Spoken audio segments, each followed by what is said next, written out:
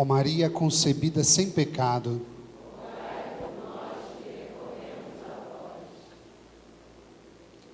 hoje nós trazemos a imagem da Virgem Maria, porque diante de nós está aquela que é o sinal de esperança. É impossível a gente falar de advento sem tocar na imagem de Nossa Senhora grávida, porque ela traz para nós a imagem da própria igreja que está para dar à luz a seu Filho Jesus. Nós vivemos nesse período num instante onde todos nós precisamos ser acomodados no colo de Nossa Senhora. É importante a gente pensar sobre isso, porque senão essa celebração dificilmente entrará na nossa mente e no nosso coração. Quando uma criança nasce dentro de uma família, não é só o amor que se renova, mas acima de tudo, a vida, ela recupera o fôlego e ela ganha um novo sentido. A igreja do Senhor não pode viver e não pode continuar caminhando sem entender que está para chegar aquele que vai trazer vida e que vai, acima de tudo, trazer para cada um de nós uma graça especial, que é a renovação da nossa própria vida. Quando a mãe embala uma criança no colo, ela envolve a criança. E esse é o sentimento e a imagem que eu trago hoje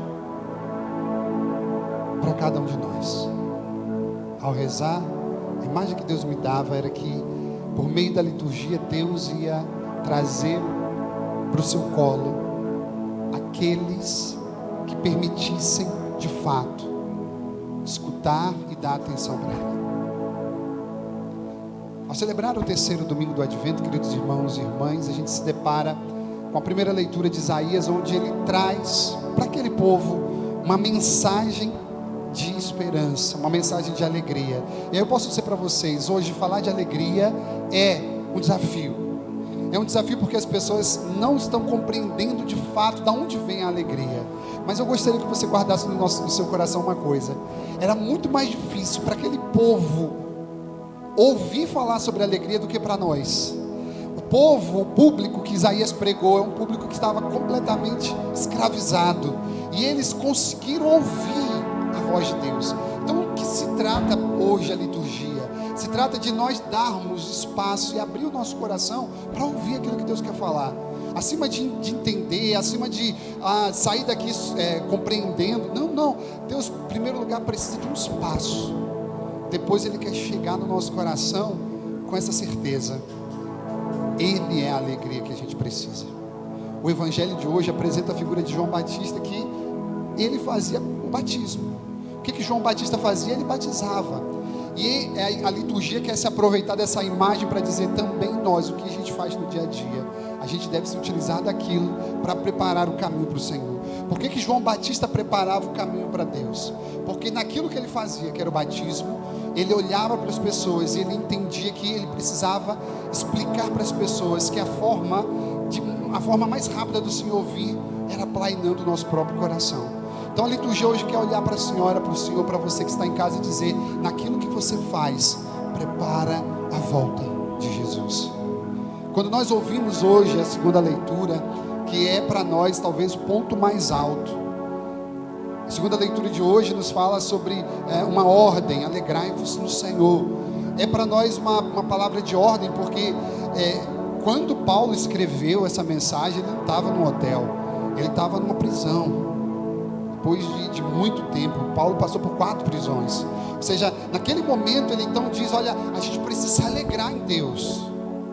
De uma forma muito prática. Hoje a homilia talvez seja a menor de todas do ano, porque somente o que importa para a gente é entender o que Paulo nos disse hoje na leitura: alegrai-vos sempre e no Senhor. E a gente vai explicar cada uma dessas partes. Alegrai-vos sempre e no Senhor. Quando nós nos utilizamos do rosa, a igreja quer conversar com a gente.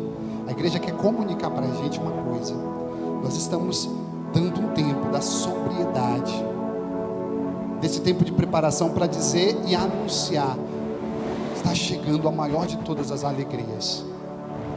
Queridos, a alegria, ela é sóbria. Guarde isso no seu coração. A alegria, ela é sóbria. A alegria é sóbria. Eu digo isso para você porque não é uma opção, é um mandato de Deus. Não é um acessório, mas é um mandamento. Que nós precisamos de fato experimentar isso. Porque se você observa, quando você lê a palavra, a boa nova é a alegria. Quando você pensa no reino de Deus é a alegria. A palavra de Deus vai dizer para a gente. Quando a gente pensa nos dons do Espírito Santo, é um dos dons, é um dos frutos, é a alegria. A vontade de Deus que Ele pede para a gente hoje é se alegrar. Mas aí a gente começa a pensar: se alegrar como? Por quê? Sabe, queridos irmãos e irmãs, o que a gente deve entender no fundo é: não viver nessa atmosfera é deixar de ser cristão, é ir contra o próprio evangelho. Ou seja, essa necessidade de vivermos essa alegria por conta de uma criança que vai vir, e essa criança é Deus, e vai trazer uma vida nova, e vai renovar a nossa família, a nossa casa, é uma necessidade. Segundo momento, a gente deve pensar: sempre, alegrai-vos sempre. Quem pensa que a alegria depende das circunstâncias, infelizmente fica perdido.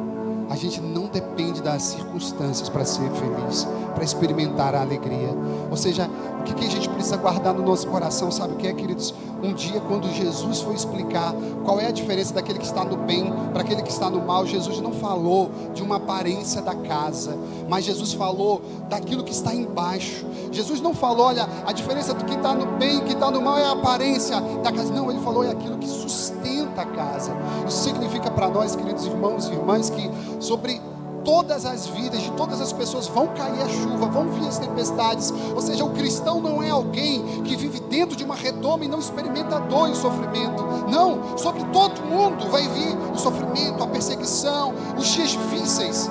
Mas a gente precisa entender uma coisa: aonde está a tua base, onde está de fato o sustento da tua vida? Se aí for o Senhor, você vai experimentar alegria apesar das circunstâncias. A dor vai aparecer, o desencontro dentro de casa aparece, a enfermidade, o desemprego, a gente sabe, porque todos nós vivemos isso. Quem nunca foi pego de uma forma inesperada por uma enfermidade, por uma decepção, por algo que mexe com a gente? Sabe o que Deus está querendo lembrar para cada um de nós? Sobre os bons e sobre os maus, Ele vai fazer vir o sol da justiça. Ou seja, a vontade de Deus, minha gente, nunca foi condenar. A gente precisa abrir o nosso coração para isso, para receber o amor que Deus tem para nós. Deus nos congrega, Deus nos reúne aqui hoje para dar colo para a gente, para dizer: olha, você que está cansado, vem para mim, porque eu vou dar descanso para você. Ou seja, em outras palavras, a gente precisa entender e tirar aquela mentalidade de que a nossa projeção de felicidade, a nossa projeção de alegria está nas coisas, está em ser reconhecido, está em ganhar, está em lucrar. Não, esquece isso. A gente nunca vai experimentar uma alegria de verdade se a gente ficar nisso. É bonito, é bom você ser promovido no seu trabalho, é maravilhoso quando as pessoas reconhecem o que você faz, mas isso tudo nunca vai trazer uma alegria de verdade. A alegria que a gente está falando, queridos irmãos e irmãs, é fruto de uma pessoa, que é Jesus. Ou seja, a nossa alegria nunca pode depender dessas circunstâncias. E aí a gente precisa lembrar que quem é cristão, fica muito atento, porque existem aqueles que vão roubar a tua alegria. Nunca se esqueça disso. As circunstâncias, muitas vezes as pessoas, muitas vezes, querido, até mesmo as necessidades, porque não sabemos esperar em Deus. Vocês sabem que a gente está aqui esses dias atendendo confissão. Vocês não imaginam como é exaustivo você ficar 3, 4 horas direto atendendo. É muito puxado. E a gente não consegue muitas vezes dar tudo para todo mundo, porque você olha, tem milhões de pessoas. Quarta-feira nós vamos aqui nos reunir para essas confissões. Mas em cada pessoa que vem, a gente sabe que Deus está derramando o seu bálsamo. Essa semana eu fiquei diante de uma pessoa que teve um encontro maravilhoso com Deus.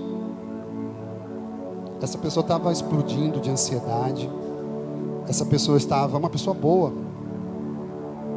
De tanta gente nas paróquias, a gente acaba conhecendo as pessoas. E estava numa das paróquias que a gente atendeu ao longo dessa semana. E uma pessoa boa de Deus, coração de Deus. Mas ele tinha se afastado, sabe, da vida com Deus. Pensa numa pessoa cheia de ansiedade, de medo. E a pessoa diz: padre, qualquer coisinha, eu estou me desestabilizando. Se eu coloco uma música e a pessoa muda, perdi tudo. Se a pessoa me olha diferente, aquilo ali eu perco o meu dia. Eu fiquei muito preocupado, porque é uma pessoa de Deus, sabe? E a pergunta que eu fiz foi: meu filho, você está se encontrando com Jesus? Você está dando tempo para Deus? Sabe por quê, minha gente? Porque aquela pessoa tão boa, que estava há tanto tempo com Deus, estava deixando com que as circunstâncias da vida roubassem a alegria dele. O que eu quero dizer a cada um de nós é: tantas coisas também vêm para roubar a nossa própria alegria e roubar a gente da presença de Deus. E a gente precisa ter essa sensibilidade, esse cuidado de dizer: a única coisa que importa e a única coisa que vai me fazer ficar bem comigo é estar com Jesus, é estar diante dele. Porque se eu estou com ele, as outras coisas são ordenadas para o bem. Se eu não tenho Deus, as coisas fogem do fluxo. E esse é o terceiro ponto que a gente precisa entender. Alegrai-vos, foi a primeira parte, sempre, ou seja, independente das circunstâncias. E terceiro ponto, no Senhor. Ou seja, queridos, entendam uma coisa: a alegria que a gente experimenta vai sempre passar. Mas você já experimentou porque os santos, mesmo nas perseguições, eles não perdiam a visão de Deus? Porque o foco da vida deles estava em Deus, ou seja, no Senhor. A gente precisa redescobrir isso, que a alegria é uma pessoa, que a alegria é um dom que Deus que dá. E é por isso que a gente vê o mundo está tão perdido. Por quê? Porque está faltando essa paz, essa alegria que só vem dele. Não, olha, querido, você pode ter uma vida cheia de entretenimento, maravilhosa. Você pode ter uma vida cheia de lazer, as melhores fotos do Instagram. Isso não vai mudar o vazio. O vazio que a gente carrega só é preenchido por uma pessoa que é Jesus. Então eu quero abençoar o seu coração no dia de hoje, encerrar esse momento dizendo o que a liturgia espera de cada um de nós: que a gente coloque de novo o centro da nossa vida diante desse altar. Qual é a mensagem mais importante de hoje? Qual é a vela que a gente vai acender hoje nos nossos corações? Que a alegria que a gente precisa recuperar, ela tem um nome, ela é uma pessoa, e ele é o próprio Jesus.